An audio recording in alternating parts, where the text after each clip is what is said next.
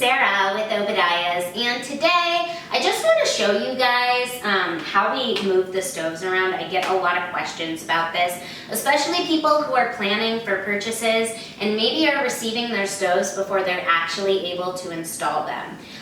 So you can do it two different ways. This particular stove that I have here is still sitting on the pallet jack, but it is on a floor dolly. So this stove, I can literally move this thing across my entire showroom by myself. So it's super easy, super handy. I'll show you how it's sitting a little closer up. This is called a furniture dolly. Also kind of looks like a mechanic's creeper.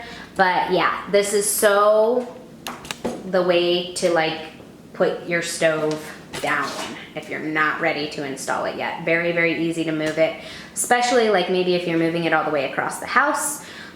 Pretty easy, so two people can easily put this stove on top of the dolly. This is what a stove looks like on a furniture dolly, not on a pallet. So you can see that the feet are just barely lifted up off the floor here.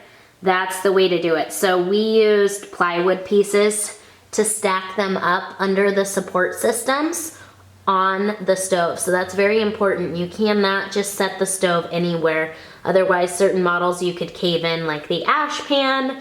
You just really need to make sure it's structurally sound. So these stoves weigh, like this one weighs 800 pounds, the other one's 600 pounds. I can easily move them around all by myself. So I really hope that you guys enjoy watching our videos. I hope they're helpful for you and that you learn something.